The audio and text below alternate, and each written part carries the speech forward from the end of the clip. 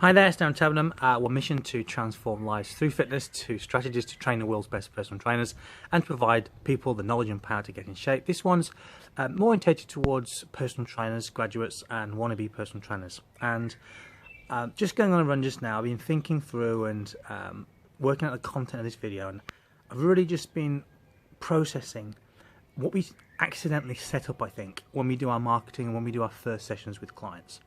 And I think what we do, and appropriately, because I think a lot of people would say it's good to set ourselves up as an expert, as an authority. So a client can find a personal trainer who seems to know an awful lot about and have some proven competence in a certain area that you've targeted. We then couple that with the first session with a new client where we do a health appraisal. One of the first things we often do is to sit down and say, I'm going to measure your blood pressure and then sort of tell you whether that's okay or not, so that we can move forward to then completing a questionnaire. I might even get you to complete a food diary or some nutrition questionnaire and ask you some questions about what sort of things you've done before, ask you some questions about what you would like to try and accomplish, and as a consequence I will tell you what is the best way to go about that. I will inform you and I will use my expertise to be able to make sure that you get the goals that you say that you want. And all of that sets us up as the expert. And if we were working with clients probably daily and sometimes twice daily, I think that would have some merit. But then the reality check comes in. The reality check is that we only get to see clients maybe twice a week for half an hour, maybe an hour. And sure, we can train people well in that hour or half an hour twice a week, and we can put them through the paces and make sure that they sweat lots and they work hard.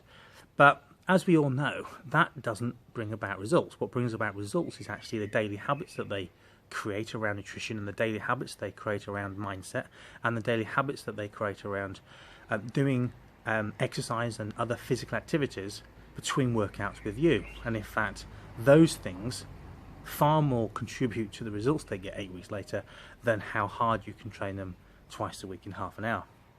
And therefore, one of the things we miss out on is the importance of collaboration. That as a personal trainer in today's world, I think more than ever we are a coach. We are a facilitator of change. Our role isn't just to train people. That our role is to try and get someone the result that they want.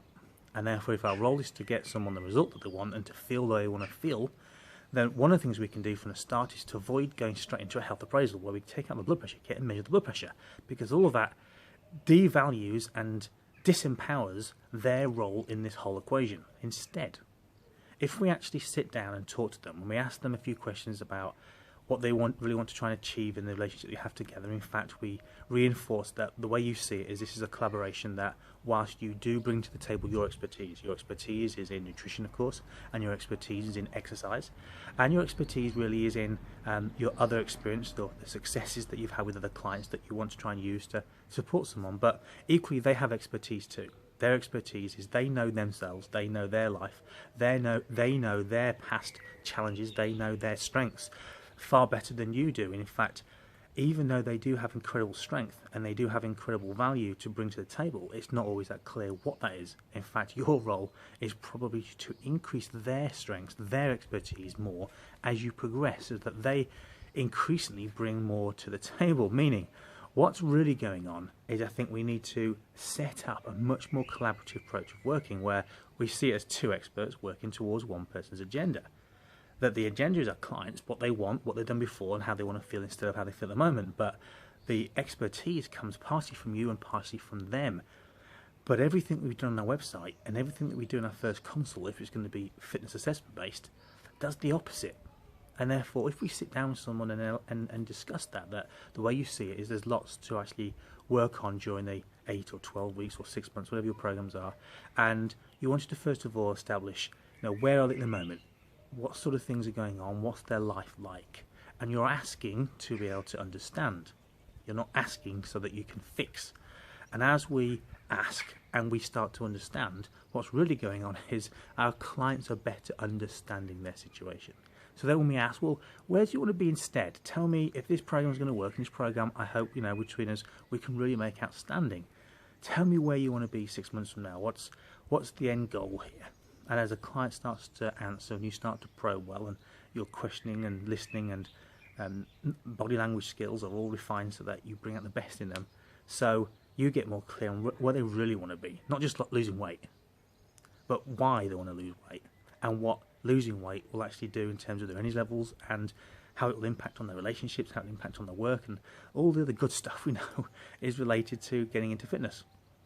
So as we do that, of course, what's really happening is they are becoming more aware as to what they really want, and therefore you set up a journey, and the journey set up is where they are working well behind the scenes and they're motivated to do so. You see, otherwise we end up telling people pretty much what they already know. We become the advice giver. We advise about nutrition and they nod lots, but they don't change. And we say to someone very strongly and firmly that they need to do more cardio. We even give them a plan and we write it down so they can follow the plan.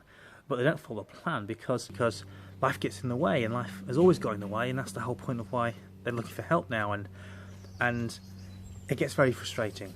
And there's a better way. And the better way, I think, is a coaching way. I hope you've enjoyed, and I look forward to giving you more tomorrow.